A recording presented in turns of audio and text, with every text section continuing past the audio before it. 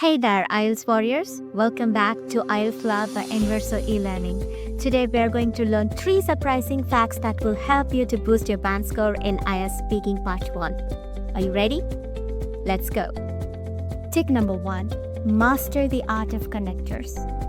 Now here's a fun fact. Your fluency isn't about how fast you speak, but it's about how smoothly your ideas flows.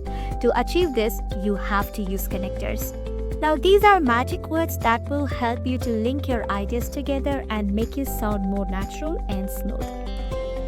Think of them as glue that holds your sentences together. Here are some examples. When you want to add extra information or more ideas to your answer, you can use connectors like and, also, or moreover, which are very common. You can also use other connectors like on top of that, what's more, I'd also add that, which can help you to add more information. And when you want to share your opinion to your answer, you can use the connectors like opinion, in my view, as far as I'm concerned, to my mind, I would say, and so on. And when you want to add contradicting ideas to your answer, you can use the words like but, however, mind you, that said, wait, that's true, I also think, and so on. Now there are so many connectors like this which you can use according to the context of your answer.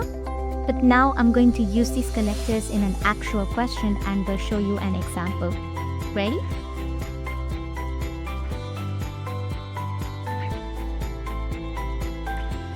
I would say that I really enjoy listening to music.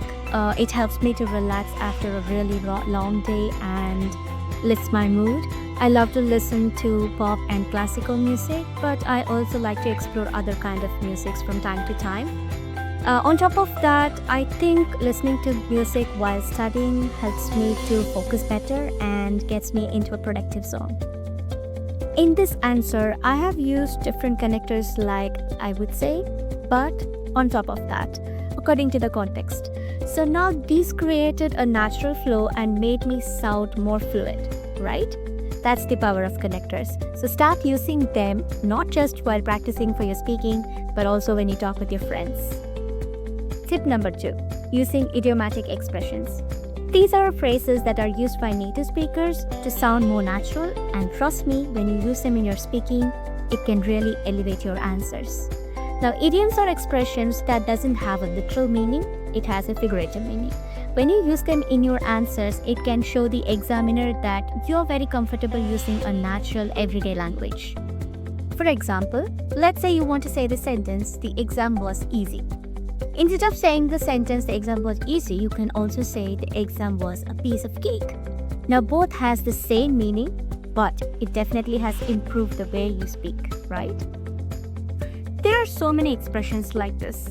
Some common ones are under the weather, which means that you are feeling sick. Once in a blue moon, which means something that happens rarely. Blessing in a disguise, which means something that has a bad beginning but has a good ending. And bite the bullet, which means to do something which is unpleasant but necessary. Burning the midnight oil, which means working late into the night. Now, how to use them in your answer? Let me show you with an example.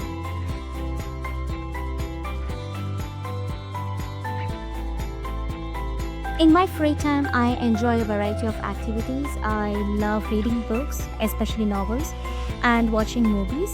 But once in a blue moon, I take a break from my usual routine and go hiking or go to the beach and stay the whole day there.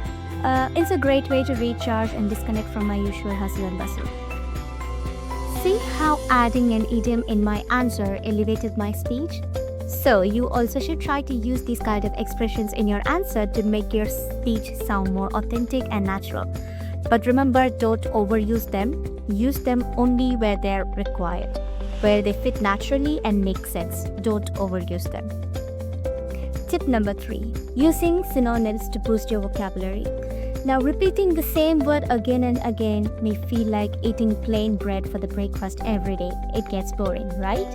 So using synonym is a great way to add butter and jam to your bread. That is your answer, and to make it more delicious. This is a great way to show that you have a great range of vocabulary and you can sound more fluent. For instance, instead of using the word good, you can use excellent, fantastic, wonderful. There are so many choices of synonyms out there, but it's about choosing the right synonyms according to the context. Now let's try to upgrade few sentences with synonyms. I love my hometown because it's peaceful. I love my hometown because it's serene and quiet. My day was good. My day was excellent. I live in a big house. I live in a spacious house. I live in a large house. Or I live in a roomy house. That was interesting, right? Now let's try this in an actual speaking part 1 question.